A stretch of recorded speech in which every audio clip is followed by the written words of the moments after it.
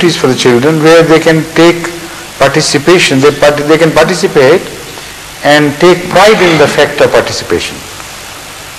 Such people, such boys and such girls are very seldom lost. Even if they are temporarily gone astray, they would ultimately come back to the right path and die on the right path, like the salmon which must return to its origin before its death. So the right direction in the beginning, in the younger age, and creation of the right tastes and the cultivation of that something special that is which in fact makes the color of life, that is highly important. What is that something special? What is the color of life? That is love of God. So the last thing I should say, I mean there's so many things about it, but I'm trying to be as brief as possible. The last thing on this topic I should like to say is that give them the love of God from the childhood. If you have succeeded in giving them that, that is the color which would work as their protector. That is the color which is mentioned in the Holy Quran as Sibghatullah. وَمَنْ أَحْسَنُ مِنَ اللَّهِ سِبْغَةً. Love of God means love of all the attributes of God. Love of God is a very simple and ordinary statement apparently, but in fact it is much wider in its application. When you love something, at least you love most of him, like most of him, otherwise you cannot love him. Some people go for power, some people go for features, some for habits, some for style of life, and so many things. So unless the majority of your likings are found in something, you cannot love that person. And if everything about that person is good, then you love him most. Is that not correct? And something, it happens the other way around. You love a thing, and that love sees to it that you love also the attributes of that person. This can also happen. That you first created love, and that love creates a taste for the features of the beloved. For instance, once a similar subject was being discussed in the court of Harun Rashid, it is said, and one of the wazirs held that the mother who loves her child does not love the child only because that is her child. That love is so overwhelming that she begins to see the child as best, really. She begins to believe in the child to be the best. And she is convinced that she is loving the best thing. And the king disagreed. He said, no, it's not possible.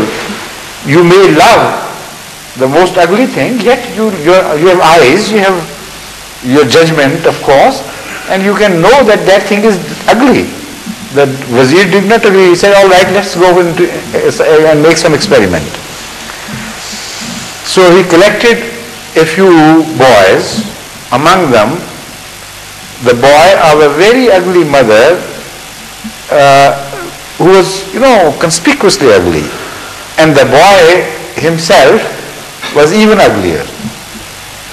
And there were many beautiful boys and some princes and people of the high ranks and so on and so forth. And he asked the king to call the mother of that ugly boy and tell him to give some ornament which the king had given her, was to give to her, that ornament to the most beautiful boy she sees.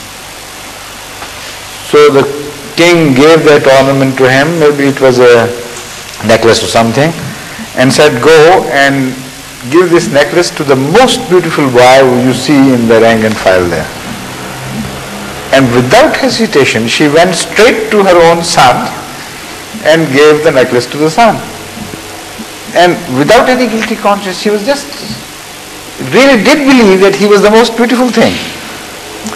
So the love, if it is strong, it also creates tastes. Even most difficult tastes, apparently impossible tastes.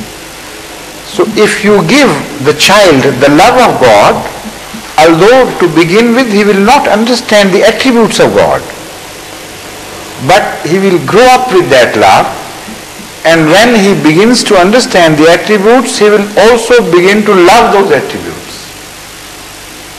He will not differentiate between them. And it's so easy. It's not difficult. The easiest thing you can do is to create love. And in a child, in a most innocent child, this is the simplest thing you can do. And most unfortunately, this is exactly the thing which people do not care for. They do not consciously cultivate this love of God in their children. So they grow up colorless, lackluster, without the most important feature of their life. So when you try to convince them logically, their logic only shows to them that this is what I like and this is what I don't like. So why should I begin to sacrifice that which I dislike for the sake of my parents? This is the logic which is to them the whole philosophy of life then. They say people, boys and girls, they are enjoying themselves in a complete atmosphere of liberty. They are spending the life. And my parents, old people, they want me to behave in a very different manner, without liberty, without liking to do, without permitting me to do what I like. So this is the simplest philosophy that they know then. How can you fight it? Already you have lost your battle. So fundamentally, the most important single factor which can work in your favor in bringing up of your children is the creation of love of God right from the childhood. If you succeed in doing it, you will never lose your battle, inshallah. Enough? Huh? Not a question, but just a point to say word regarding... Say the word sitting, please. Surah has pointed out that... And it is more than a word. Is it not? I should thank you very much, but I request you to express my feelings. You request me to express your feeling. How can I do it? It's impossible. Express your own feelings. But I wanted to say one or two words on it. You already said more than one or two words.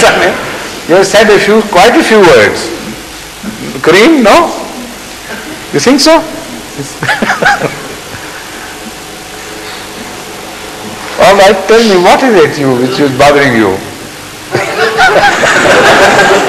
Wanted to say that by grace of God, myself and my wife, we have labored on for this purpose, and we are happy today that by grace of God, all my children, they are saying their prayers and they are very obedient, and I am quite happy Alhamdulillah. How they are behaving in the community also. Very good.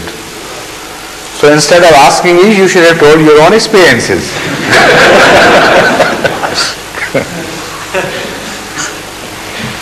Achha, Assalamu alaikum.